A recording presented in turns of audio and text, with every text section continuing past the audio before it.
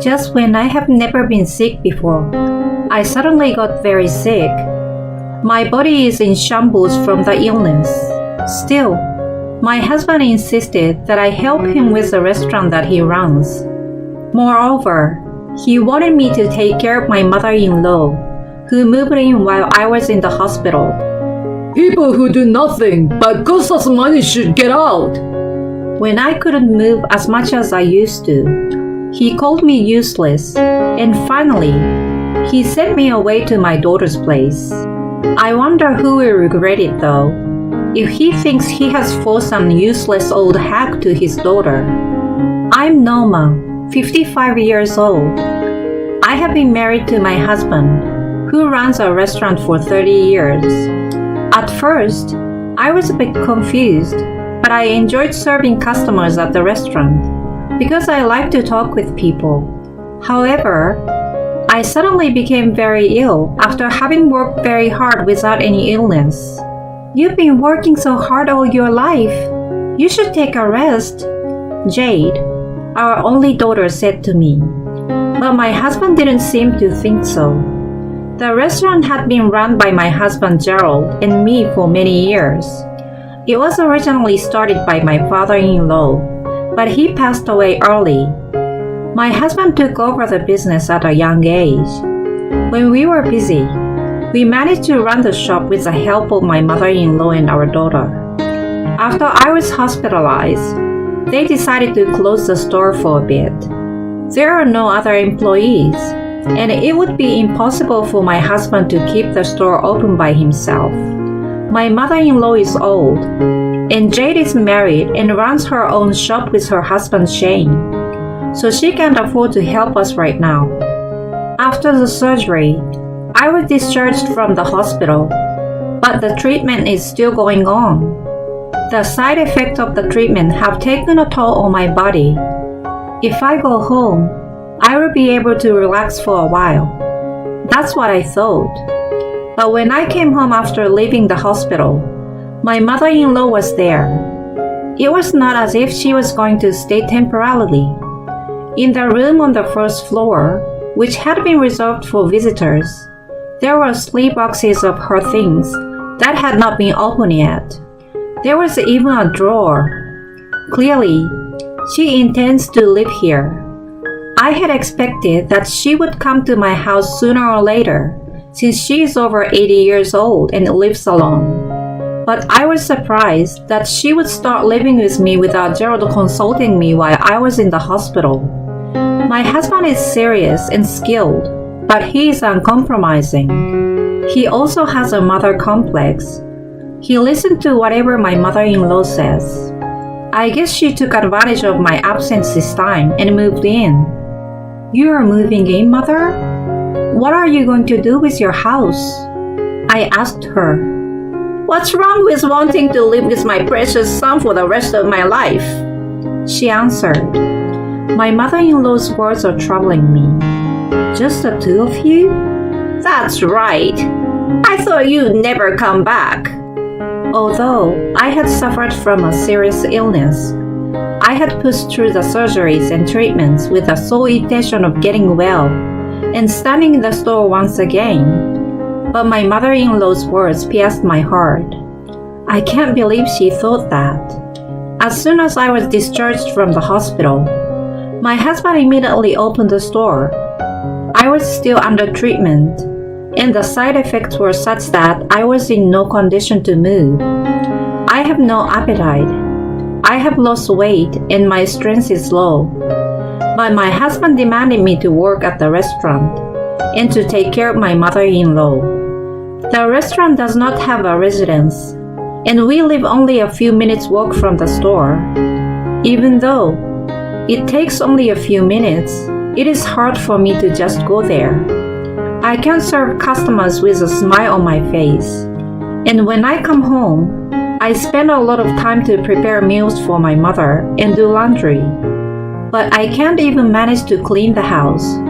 When I did so, my mother-in-law yelled at me. How long are you going to make me wait? You are starving me to death. Can't you do the laundry? You are not getting rid of the dirt. How do you clean your room? There's dust everywhere. I can't sleep in this mess. She comes in here without permission and says whatever she wants to say. I told her that she should take care of herself since she's still in good health even though she's in her 80s. And when I told her so, she got upset. What a pity. What an inconsiderate daughter-in-law to an old person like me. When my husband came, my mother-in-law made more fuss. Gerald, please don't leave me alone with your wife. She torments me. What? Of course not.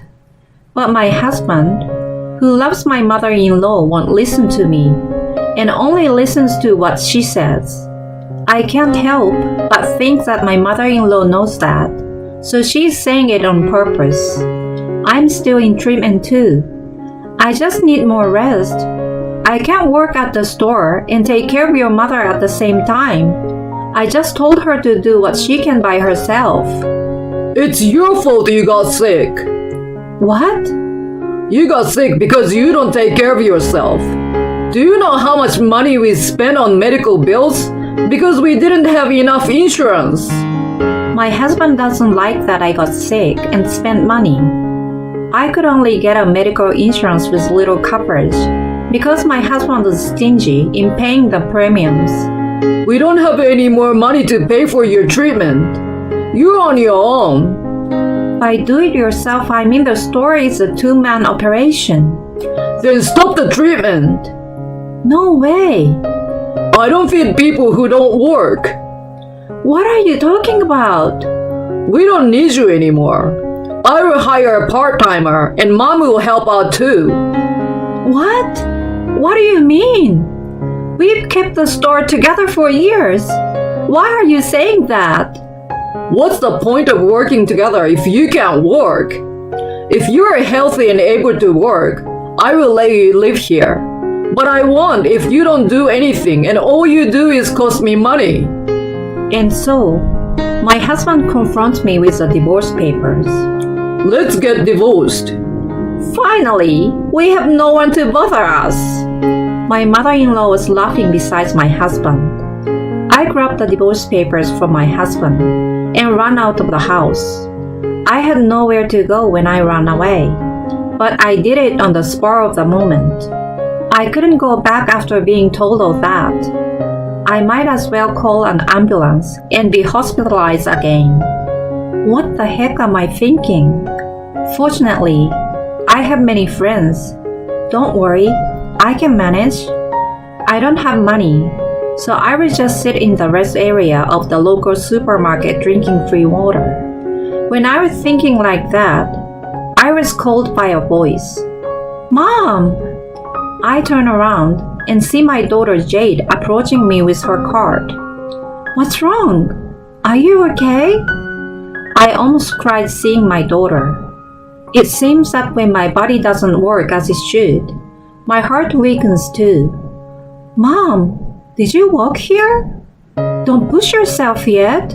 I'll walk you home. Thank you. You know, I can't go home. What? What do you mean?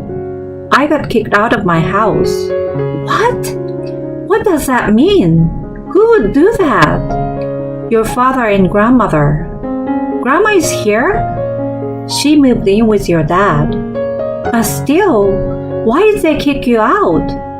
My medical bills are too expensive and I'm useless, so the store will be run by a part-timer and your grandma. What's that? That's impossible. The restaurant isn't more important than my mother's health. Jade gave me a ride in her car, and I returned to my house. My husband answered the door when Jade called him. What are you and Grandma thinking? Why are you kicking out my mother who is not feeling well? I'm going to live with my mother from now on. He just answered flatly. My husband has always been stubborn. He never changes his mind. This is your and Mom's house. Why'd Grandma come here? Grandma is too old. She can't be left alone. Why can't Mom stay here? Grandma doesn't want to be with Norma. Noma can't live here because she bullies Grandma, and she can't do the housework or work in the restaurant. Mom picks on Grandma? You're being paranoid. She just don't like Mom, that's all. Besides, she can't work because she's sick. She's not only useless, but she spends all our money. In that case, Jade, your useless mother should go live with you. Jade looks at me and smiles. Mom, you're coming home with me today. What? But that's not good. And I wonder what Shane would say. You don't have to worry about it. I want you to come. Shane is not cold-hearted like Dad. And so, I ended up at Jade's house. Jade's house was cozy. The second floor is sunny and breezy. They have a store where they sell handmade food on the first floor. So people come and go, and you can hear them talking. But it is not so noisy. Since Jade and Shane live mostly on the first floor, they told me that I could freely use the second floor. Shane is also very kind to accept me. They worry about me, but does not talk too much about it and leave me alone sometimes, so I can spend my days in a relaxed manner. Thanks to them, my physical condition is getting better and I have a good appetite. Then, I felt like moving. I put on an apron and stood in the kitchen of their shop. Jade is surprised and said, "You don't have to do that, Mom." Thank you. Now that I'm feeling a lot better, I feel like moving around a little. Let me help you if I can. Okay, I will take it easy on you. Jade laughed and told me what to do. She has a chef's license and has worked in a company cafeteria before she got married. I like both cooking and talking with people, so I enjoy doing that at their shop. When I could afford it, I would cook meals for our family of 3, much to Jade and Shane's delight. Your cooking has always been delicious. Thank you. By the way, Jade, don't you ever want children? I didn't know if this was the right question to ask so directly, but I suddenly thought how nice it would be to have grandchildren here. Jade paused for a moment. Was she offended? But it wasn't that. We do want kids. Shane likes kids too, but not in this economy. Your shop isn't doing so well. From what I can see, it's getting some customers. Just selling regular stuff. We are a cheap food shop, but prices are going up and up and up. And I'm afraid if we raise the prices, we'll lose customers. I thought I could do something to help Jade and Shane, who were so kind to accept me during my struggle with illness. Even though I was sure they would be good parents, I continued to help with the cooking and serve the customers. Little by little, I spent more and more time in the store. The shop is located in a residential area. During lunchtime, many employees from nearby offices buy food here to take to their workplaces. But in the evening, people who live by themselves and housewives who work come to buy to eat it at home. Elderly customers who live in the neighborhood also come often. However, they were all concerned about the salt and sugar content. They said that they wanted to eat more of our food, but they were trying to eat less. It is true that ready-made food contains a lot of salt and sugar. It may be risky for those who need to restrict their diet. I came up with an idea. I have tried to make homemade food with less salt and sugar by adding fish stock and lemon juice. I thought it might be bland and boring, but it turned out to be surprisingly popular. I suggested to Jade and Shane that we change direction. I felt that I shouldn't interfere in the way you run your shop, but I thought it might work. Both Jade and Shane listened to me carefully. I think it's very good. We never would have thought of that. I'm so glad you came here. I can't believe you are able to put your experience with your illness to good use here. That's my mom. You turn anything into profit. Jade was laughing half-jokingly, but her eyes were serious. I can't fail if I'm going to be allowed to do this. I came up with new menu items, one after another. In fact, while I was in the hospital, my body was in pain and I had nothing to do, so I was making recipes to overcome my illness. I made some recipes that were easy to eat, even if I had no appetite due to the side effect of medicines or painful mouth ulcers, and some that could boost my immune system and restore my strength. I also tried to come up with menus that would help to improve the condition of the stomach, and menus that are good for weight loss and beauty. We use organic and additive-free ingredients, and we also try to use natural ingredients. We make food that is good for both the body and the mind. Although the cost will be higher, I have tried to purchase as much as possible from my acquaintances at low prices. I had my original acquaintances, but I was fortunate to have made many friends during my hospital stay because of my talkative nature. Some of them were growing pesticide-free vegetables, and I was able to purchase from them. The strategy was a great success. With the increasing health consciousness in the world, many customers started to come to the store. Our reputation spread by word of mouth, and some people even came from far away. In addition, some customers came to consult with me about their health, so I suggested ready-made food suited to their needs. Sometimes I made special lunches even if they were not on the menu. As I was busy every day, my body became more and more energetic. Then one day, my husband, who heard about our shop, came to see me. No, my ex-husband. The divorce was already final. Hey Noma, why are you working at Jade's shop? If you can do the job, why don't you work at my restaurant? Hey, don't yell at me in front of the store. I'm better now that Jade and Shane let me rest. I just want to return the favor.